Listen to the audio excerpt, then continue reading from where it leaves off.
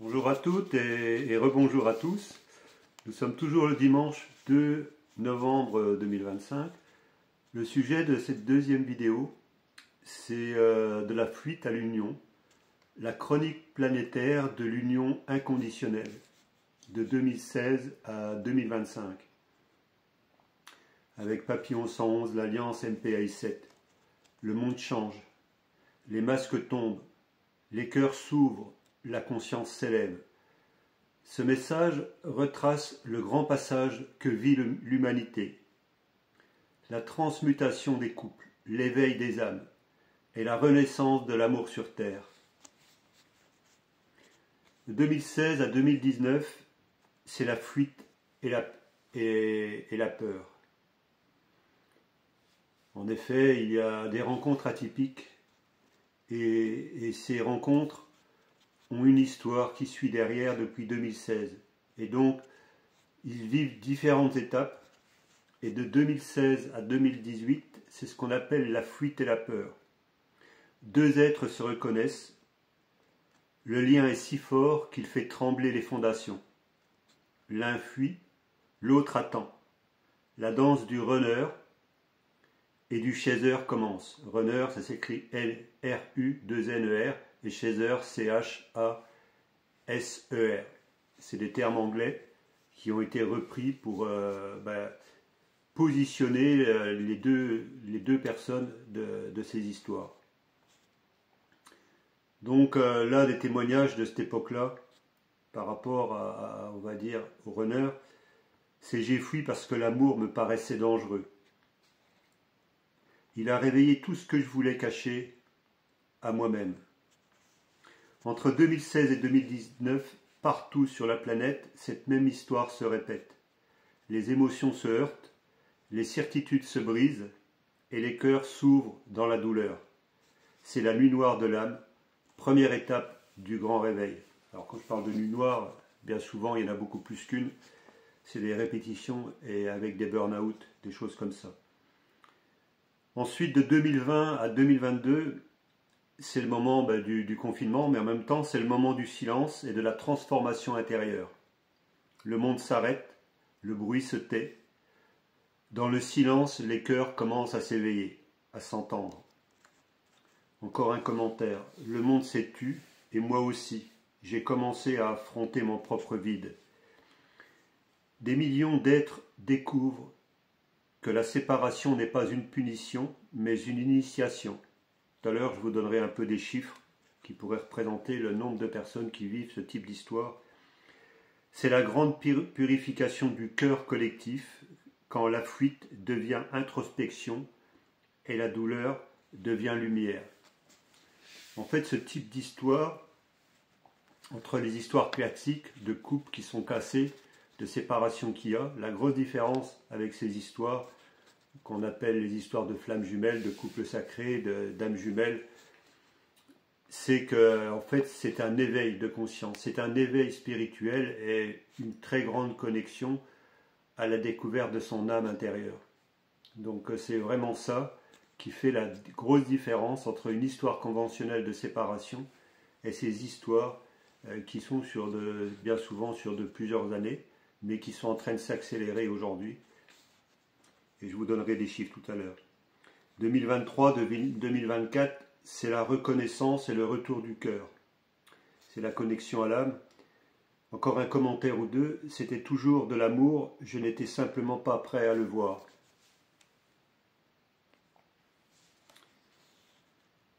Chaque leçon me ramène vers elle.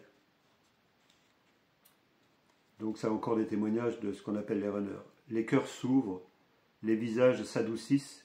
Le runner comprend qu'il ne fuyait pas l'autre, mais sa propre clarté. Le chaser découvre qu'aimer n'est pas attendre, mais être. C'est la reconnaissance du lien, le moment où l'amour reprend sa place au centre de la vie. 2025, donc, c'est la transformation et l'union. Nous y sommes, le mot amour redevient fréquence. Les couples se retrouvent, les âmes s'unissent, la conscience monte. Dire je t'aime, encore deux commentaires, dire je t'aime me terrifiait autrefois, Maintenant cela me libère.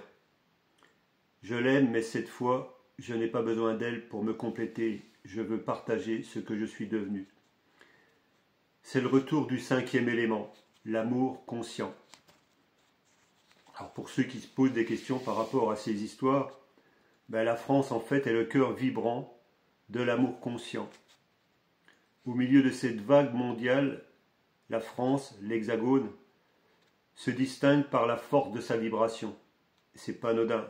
Au niveau de l'Hexagone, qui représente le 6, c'est le pays de la parole du cœur, du romantisme et de la liberté intérieure. Elle agit comme un phare de l'union. Son territoire, en forme d'hexagone, symbolise l'harmonie, l'équilibre et l'amour incarné. En 2025, la France compte 10 à 15 000 personnes pleinement engagées sur le chemin du couple sacré. Peut-être plus, mais au moins à peu près avec certitude ce chiffre-là. Et de toute façon, il augmente. 2 catégories dans ce couple sacré, les femmes jumelles qui peuvent être 2 femmes ou 2 hommes. La grosse différence du vrai couple sacré, c'est que c'est une histoire d'hommes et de femmes. Un homme et une femme. Et comme je l'ai dit tout à l'heure, la grosse différence entre les séparations classiques et ces histoires, c'est une élévation spirituelle qui oblige à aller chercher des choses à l'intérieur de soi-même, qui n'est plus une dépendance, mais qui devient quelque chose où, en fait, nous sommes en train de retrouver notre propre liberté jour après jour. Donc 10 à 15 000 personnes pleinement engagées sur le chemin du couple sacré, environ aujourd'hui certainement 1 200 000 personnes qui ont conscience de ces histoires, qui les suivent sur les réseaux sociaux et qui du coup se posent de plus en plus de questions. Ils vivent des histoires similaires, ils essayent de comprendre ce qui se passe dans leur vie, mais aujourd'hui près de 12 millions de Français ont déjà entendu parler de ce type d'histoire, comme les âmes sœurs ou des choses comme ça. Donc vous voyez ce qui est en train de se passer. Nous assistons à une grande bascule d'éveil collectif de l'humanité et surtout du couple homme-femme retrouvé. Par rapport au monde, les chiffres sont multipliés par 10. C'est-à-dire qu'aujourd'hui en France, s'il y en a 10-15 000, c'est 100 à 150 000, peut-être même plus. Mais ce qu'il faut comprendre aussi sur ces liens d'âme, sur ces histoires, c'est qu'on peut aussi avoir affaire à des récupérateurs, à des manipulateurs, à des gens qui font croire qu'ils vivent des histoires comme ça pour vendre des thérapies, pour vendre des soins, pour vendre des nettoyages de blessures, de choses comme ça. En fait, beaucoup de manipulateurs tournent autour de cette sphère, de cette sphère. Mais ce qui est réel aujourd'hui, c'est que, en fait, et la grosse différence, c'est que les personnes qui sont vraiment sur ce type de chemin-là ne cherchent plus de guidance extérieure, ne vont plus suivre un guide, ne vont plus suivre encore moins un manipulateur, ne vont plus suivre certains thérapeutes. Ils vont être extrêmement attentifs à tout ça, puisque tout simplement ils ont repris leur propre souveraineté, leur propre guidance, et en fait le niveau vibratoire qu'ils vibrent repousse certains soi-disant thérapeutes ou manipulateurs sur les réseaux sociaux, et le courant ne passe pas tout simplement. Donc la connexion ne se fait pas, et du coup nous savons tout de suite à qui nous avons affaire. La France donc représente environ 10% du mouvement planétaire, mais son rayonnement est bien supérieur à son poids numérique, car sa vibration agit comme un amplificateur du cœur collectif. Donc là, aujourd'hui, vous en entendrez de plus en plus parler. Pour certains d'entre vous, vous allez vous rendre compte que vous avez vécu des histoires similaires. Peut-être que vous êtes en train de les vivre et que vous êtes en train de mettre des mots sur des choses que vous ne compreniez pas. Alors, soyez attentifs à qui vous donnez votre pouvoir. La seule personne que vous devez donner votre pouvoir, c'est vous-même. Et ne cherchez plus à suivre qui que ce soit. Cherchez surtout à vous faire confiance à vous-même et à vous suivre, vous, et pas quelqu'un d'autre. Ne pas prendre de ce qu'il dit sur les réseaux sociaux ou un peu partout comme monnaie comptante. Il faut vraiment faire le tri et vous allez discerner petit à petit où est-ce qu'est la vérité, où est-ce qu'est le mensonge.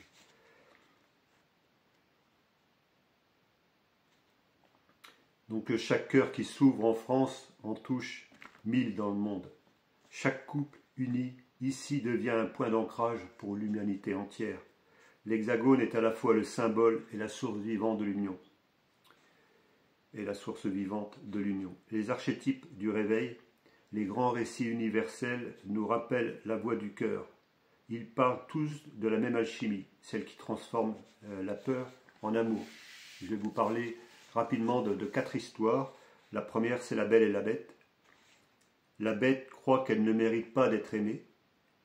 Belle voit au-delà des apparences. Quand il ose aimer sans attendre, donc là la bête, la malédiction se brise, la colère devient lumière, le masculin blessé se transmute. Deuxième histoire, La Belle au bois dormant. La féminine s'endort d'avoir trop espéré, trop attendu. Le monde sommeille avec elle. Et c'est le je t'aime du prince, le verbe vivant, par le conte, qui la réveille. La vie revient, le féminin sacré s'éveille à la parole d'amour vrai. Dans le film Le cinquième élément, Lilou incarne la lumière du féminin divin. Corben, le courage du cœur humain. Quand il lui dit « je t'aime », nous assistons dans une des dernières scènes, la dernière scène même, nous assistons à la montée de Kundalini qui s'élève et la terre est sauvée. C'est l'union des polarités, le verbe du cœur uni à la lumière. Tout ça, ce n'est pas des utopies, ce sont des réalités que bien souvent, beaucoup d'entre nous, nous les avons devant les yeux. Nous avons pris ça pour des histoires, pour des films, pour des choses qui n'étaient pas réelles. Détrompez-vous. Il y a beaucoup plus de choses qui sont réelles qu'on ne le croit. Dans le film Avatar, Jacques, venu d'un autre monde, apprend à voir Neytiri. Lorsqu'il prononce « je te vois », il reconnaît son âme. Alors la nature répond, l'énergie s'élève et la planète respire. Encore une fois, c'est une montée de Kundalini dans à peu près la dernière scène du premier film. C'est le couple universel reconnecté à la source, l'image du peuple qui retrouve son lien vivant avec la terre. La clé commune dans tous ces récits, un seul code agit, le verbe d'amour vrai. Quand le masculin ose dire « je t'aime » sans peur. Alors je parle de polarité. Le masculin, ça peut être une femme, comme ça peut être un homme. Donc le chaser, c'est ce qu'on appelle une polarité féminine, et le runner, c'est ce qu'on appellerait une polarité masculine. Donc quand le masculin ose dire « je t'aime » sans peur, le féminin s'éveille, la lumière circule et le monde se transforme. C'est la fréquence originelle de l'union. Chaque cœur qui aime en conscience rallume la même étincelle dans le couple, dans la terre, dans la trame de l'humanité. Le basculement, partout certains tentent encore d'entretenir la peur, la division ou le chaos. Mais cette époque s'achève, car la lumière s'est déjà répandue dans des millions de cœurs, et rien ne pourra plus l'arrêter. Les anciennes structures s'effondrent d'elles-mêmes, parce que la vibration du cœur a dépassé celle du contrôle. Quand l'âme reprend sa place, la magie opère, la paix renaît naturellement. Des millions d'âmes s'éveillent en ce moment même, et la Terre entre dans sa phase de reconnexion et d'union. Ce mouvement est irréversible. Les peuples se relient par le cœur, et l'amour plus fort que la peur referme les blessures du monde. Conclusion, l'amour renaissance du monde. De 2016 à 2025, la Terre a traversé la peur, le silence, la guérison, la reconnaissance et enfin l'union. Ces histoires sont des histoires qui durent bien souvent depuis 2016, parfois plus, mais on va dire la majorité. C'est là où le masculin retrouve la foi, le féminin retrouve la confiance et ensemble ils réveillent le cœur du monde.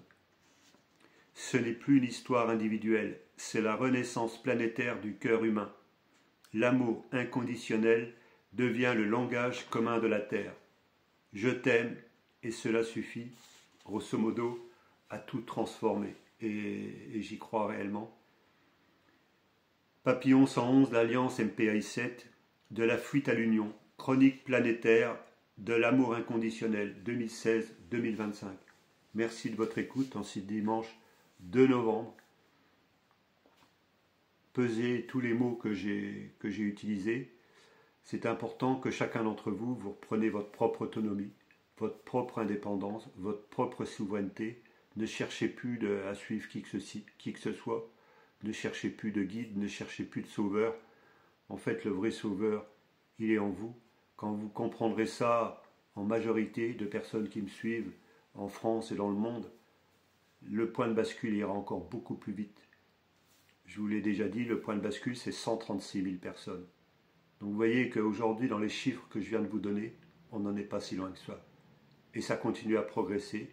Et il y a de plus en plus de rencontres, de retours qui se font. L'avenir de chacun ne nous appartient pas directement.